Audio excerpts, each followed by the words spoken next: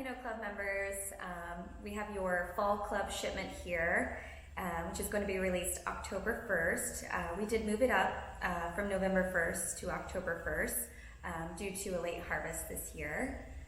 But we're excited to have those wines come sooner to you. We have 4 Pinots here, the 2017 and 18 from the Savoia Vineyard, 2019 Tanager, and the 2018 Auric. Ken, did you want to talk about these wines today? I think it'll be fun for everybody to have 3 different vintages to try. Absolutely. And then 2 from Savoia, 2 very different years. 17 was a very ripe year, a lot of heat that year, and big crop level. But beautiful wines that are very forward, lush, just delicious. 18 was more of a smaller crop year, smaller berry size, a little more structure to the wines, a little less evolved. And even though 17 naturally is a little bit more evolved by being a year older, but it's more of a marked difference, really, based upon the kind of year that it was. The 18 just being a little more structured. But it will evolve slowly over a very long period of time, assuming people have a good cellar. Very important, by the way. Makes all the difference. And but it'll be fun to try these side by side if people get a chance with friends. Absolutely. You can do it by yourself. Yeah. Ideally, you have a few folks helping you out. Exactly. So then we have the Tanager from 2019, and Tanager is, of course, the owned by my sister-in-law Susie and her lovely and talented husband Art, who's a Delta pilot. They both are into birds big time. He's always been a birder, loved doing that on his own, and she is a certified falconer. Amazing.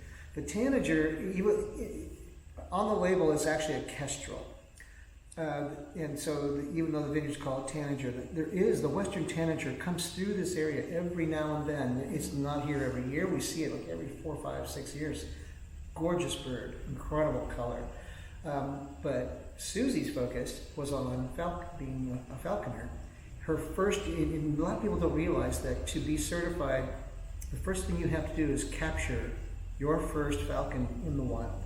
People don't realize that. You just can't go out and buy a bird. Right. You have to capture it, which is pretty fascinating. Her first bird was the kestrel, which is on the label, and that's why it's there. That's the meaning to us and to her. Okay. Beautiful western-facing site, pretty warm, so the wine tends to be a little broader, bigger, denser, more muscular than some of our others that are more pretty, feminine, perhaps. It's a little more muscular. Then we have the 4th wine we have is the Auric, and the Auric is a wine we do not do every year. We do it in vintages where when we are tasting, and just not everyone may know that I taste every barrel in the house every year in deciding what to put into each of our bottlings.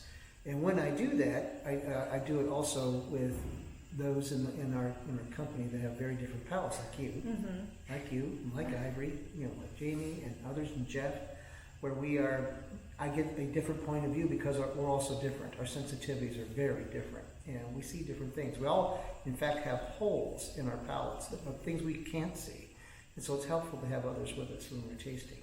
So during that time that we're doing all of that tasting, there will be some occasions, some vintages where I feel like there are some remarkable barrels that seem to belong together, that we can make kind of a super blend of just 4 to 6 barrels, just tiny production.